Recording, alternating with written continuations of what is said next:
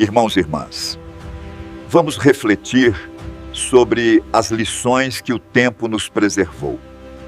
Fique agora com esse estudo sobre a teoria da lua de sangue e os tempos do fim. Já parou para pensar se o que acontece lá em cima, no céu, tem alguma ligação com o que rola aqui embaixo? Pois é, hoje a gente vai mergulhar numa conexão bem curiosa que liga uma lua de sangue a um conflito global que pode estar prestes a acontecer. Bora entender o que está por trás dessa história. Essa pergunta parece até roteiro de filme, né? Mas olha, para muita gente, a resposta está longe de ser ficção. Existe uma interpretação que conecta direitinho a cor vermelha da Lua com as tensões que não param de crescer lá no Oriente Médio. Vamos descobrir como essa conexão é feita. Ok, antes de entrar na parte, digamos, mais misteriosa, vamos para a ciência rapidinho. A lua de sangue é, na verdade, um eclipse lunar total. A Terra fica entre o Sol e a Lua, bloqueando a luz. Só que a nossa atmosfera meio que filtra essa luz e projeta só os tons avermelhados na Lua. É um efeito óptico, lindo por sinal. Mas ao longo da história, essa cor de sangue nunca passou batida. E é bem aí que a nossa análise de hoje começa a ficar interessante. A interpretação que a gente vai ver aqui vai direto ao ponto. Ela diz que essa lua de sangue é um sinal do céu, um sinal ligado especificamente à treta cada vez maior entre Estados Unidos, Israel e Irã. E atenção a um detalhe importante. A ideia não é que a lua causa o conflito, mas que ela funciona como um aviso de que ele vem aí. Tá, mas e aí? Como é que um evento astronômico vira um aviso divino? Bom, a primeira peça-chave aqui é a ideia de intencionalidade. Nessa visão, nada no universo acontece por acaso, sabe? A lua de sangue não é só um alinhamento de planetas e satélites. É uma mensagem escrita numa linguagem que precisa ser decifrada. De um jeito mais geral, a lua de sangue é vista como um baita outdoor no céu. E isso não é de hoje, né? Historicamente, eclipses sempre deram um medinho, eram vistos como maus presságios. Essa leitura moderna segue na mesma linha. Seria um alerta para todo mundo, um sinal de que o tabuleiro geopolítico global está prestes a virar, com guerras e mudanças gigantes de poder no horizonte. Só que a interpretação não para por aí, não. De um aviso geral para a humanidade, a teoria vai afunilando, até apontar para um destinatário bem específico. E é nesse ponto que a conexão fica ainda mais direta e, claro, polêmica. E de onde vem essa conexão tão específica? A base para isso está na tradição rabínica, e dentro dessa tradição, uma coisa fundamental, o timing. A hora em que as coisas acontecem no céu é tudo. Textos bem antigos, como o Talmud, já sugeriam que eclipses lunares são um mau sinal para Israel. Ou seja, não é só o que acontece, mas quando acontece que tem um peso profético.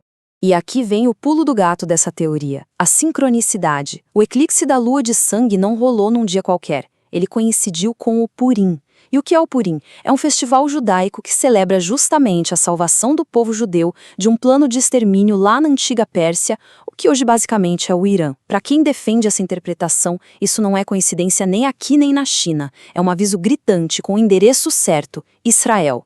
Então vamos juntar as peças do quebra-cabeça. Segundo essa visão, a mensagem fica assustadoramente clara. Você tem um eclipse que está ligado a julgamento, acontecendo exatamente durante um feriado sobre a sobrevivência de Israel contra um inimigo persa. O aviso é interpretado como um sinal de que vem por aí conflitos e mudanças drásticas, com Israel bem no meio do furacão. Então, no final das contas, o que a gente tem na mão? Um fenômeno no céu, uma data religiosa histórica e uma tensão política super atual, tudo acontecendo junto. A pergunta que fica inevitável: será que são só pontos sendo ligados ao acaso ou existe mesmo uma mensagem para ser decifrada aí no meio? Bom, para quem acredita nessa interpretação, a conclusão é uma só. Não tem nem discussão. Essa sobreposição de eventos é a prova de que se trata de uma mensagem espiritual pré-ordenada. A ciência pode até explicar o como o eclipse acontece, mas para essa galera é a fé que explica o porquê. E a resposta definitivamente não é coincidência. E isso tudo deixa a gente com uma questão ainda maior. Não importa se com ceticismo ou com fé, esse caso todo mostra o desejo humano de achar um significado nos céus, de ver padrões lá em cima que espelhem o que a gente sente aqui na Terra. Fica a pergunta no ar: de que forma os eventos celestiais acabam moldando o jeito que a gente lê os nossos próprios conflitos? É uma lente fascinante para pensar sobre como a gente busca entender nosso presente. Uma guerra que pode estar prestes a acontecer, um festival de milhares de anos e um sinal no céu. O que será que esses três eventos poderiam ter em comum? Bom, hoje a gente vai mergulhar fundo no argumento de uma transmissão do End Time Headlines. Eles apontam para uma convergência profética marcada para o dia 3 de março de 2026. A gente vai tentar entender, passo a passo, qual é a lógica por trás dessa previsão. Então, para a gente entender o argumento, vamos seguir a lógica deles em 5 pontos. Primeiro, essa tal de convergência profética. Depois, a gente entra na interpretação dos sinais celestiais. Aí, a conexão com o Purim moderno, a ideia de um conflito como portal para a paz. E, por fim, a profecia que amarra tudo isso. Certo, vamos lá. Uma convergência profética. O ponto de partida de todo esse argumento é a ideia de que o dia 3 de março de 2026, especificamente, não seria um dia qualquer. A fonte defende que 3 coisas bem diferentes, uma guerra, uma festa religiosa e um evento astronômico, estariam marcadas para acontecer juntas, no mesmo dia. E essa união criaria o que eles chamam de uma poderosa convergência profética. E aí, claro, vem a grande pergunta que a fonte levanta. Essa junção de uma guerra com o Irã, o Festival de Purim e uma lua de sangue é só uma coincidência? Uma coisa do acaso? Ou, como eles sugerem, seria um sinal divino? Algo cuidadosamente orquestrado? Ok, lendo os sinais celestiais. Para a gente conseguir acompanhar o raciocínio da fonte, primeiro a gente precisa entender o alicerce deles, sabe? Como é que eles interpretam os eventos que acontecem lá no céu. Porque, segundo a análise, não se trata só de fenômenos astronômicos. Seriam, na verdade, mensagens baseadas em textos bíblicos. E essa interpretação deles começa lá no livro de Gênesis com a palavra em hebraico, ot. Normalmente a gente vê essa palavra traduzida como sinais, mas na visão da fonte, o significado vai muito além. As luzes no céu, como o sol, a lua, as estrelas, elas seriam na verdade como faróis ou bandeiras, ou seja, presságios com uma intenção por trás. Aí, no mesmo versículo, tem uma segunda palavra-chave, moed, que a gente costuma ver como estações. Só que a fonte argumenta que o significado aqui é bem mais específico. Seria algo como festivais ou tempos designados. E essa é a grande sacada para eles. É a peça que conecta os eventos lá do céu com os dias sagrados, com datas bem específicas do calendário hebraico. E a partir daí, a interpretação fica ainda mais específica. A fonte diz que sinais diferentes servem para públicos diferentes. Por exemplo, os eclipses solares seriam sinais para as nações gentias, um tipo de presságio de guerra e agitação. Já as luas de sangue, essa seria um sinal direcionado para a nação de Israel.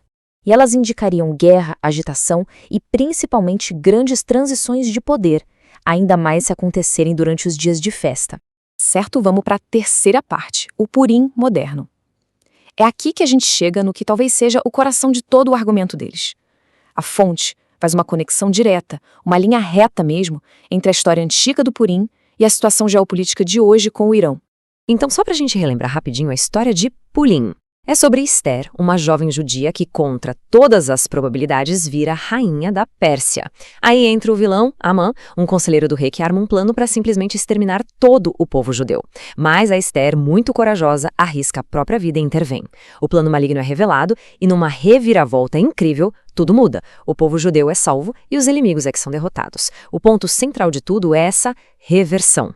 E tem essa frase dita por Mardoqueu para Esther, que é o ponto-chave da história na análise da fonte. Quem sabe se não foi para um momento como este que você chegou à posição de rainha. Quer dizer, Mardoqueu está dizendo para ela que estar ali, naquela posição, não era sorte ou um privilégio qualquer. Era um posicionamento estratégico, divino, para um momento absolutamente decisivo na história. É aqui, então, que a fonte traça o paralelo com os dias de hoje.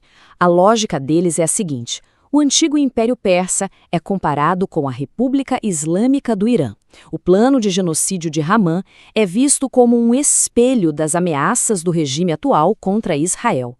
E, finalmente, aquela libertação incrível dos judeus na história antiga seria uma profecia de uma futura libertação, mas desta vez para o próprio povo do Irã. E para reforçar essa ideia de reversão, a fonte usa essa citação de Pete Hegseth. O regime que cantava morte à América e morte a Israel foi presenteado com a morte vinda da América e de Israel. A ideia aqui, segundo eles, é de uma espécie de justiça poética, sabe? A ameaça de morte que o regime fazia acaba se voltando contra ele mesmo. É um eco bem direto do que aconteceu com Haman lá na história de Purim. Chegamos na quarta parte. Um portal para a paz? É a partir daqui que a análise muda de marcha, saindo do passado e olhando direto para o futuro. A fonte argumenta que um possível conflito não seria apenas mais uma guerra. Seria, na verdade, um catalisador, o evento que daria início ao cumprimento de profecias do fim dos tempos e que, paradoxalmente, abriria um portal para a paz. E, para sustentar esse ponto, a fonte destaca uma declaração específica de Benjamin Netanyahu. Ele disse: "Esta não é uma guerra sem fim, isto é um portal para a paz. Seremos capazes de trazer muitos outros tratados de paz." Para a fonte, essa frase, especialmente a parte de muitos outros tratados de paz, não é só um discurso político. Eles enxergam isso como um sinal profético de algo muito maior que estaria por vir. E a conexão que eles fazem é com uma profecia lá do livro de Daniel. Essa profecia fala que uma figura do futuro, o anticristo, confirmará uma aliança com muitos. E aqui está o pulo do gato para eles. A palavra confirmará. Ora, se ele vai confirmar, isso quer dizer que uma estrutura de acordos de paz já precisa existir antes. E a guerra nesse cenário seria justamente o evento que criaria essa base de tratados. E, finalmente, a profecia final. A gente viu a convergência, o paralelo histórico, a interpretação profética. Então, como é que todas essas peças se juntam no final? É aqui que a fonte amarra tudo e chega na sua conclusão central. Para fechar o argumento, a fonte volta lá para o começo para os sinais celestiais. Ele cita uma passagem do Novo Testamento, de Lucas, em que Jesus fala que haveria sinais no sol, na lua e nas estrelas, junto com uma angústia das nações pouco antes do seu retorno. Ou seja, na visão deles, isso coloca toda essa convergência de eventos como o cumprimento de uma profecia do fim dos tempos. E a mensagem final da fonte vem da continuação dessa mesma passagem. Olhem para cima e levantem a cabeça, porque a sua redenção está próxima. Então, a conclusão deles é um chamado à atenção. Eles sugerem que essa combinação de uma lua de sangue no dia de Purim com um potencial conflito no Irã não seria só uma sequência de coincidências. Seria, na verdade, um sinal para olhar para cima, indicando que a redenção estaria próxima.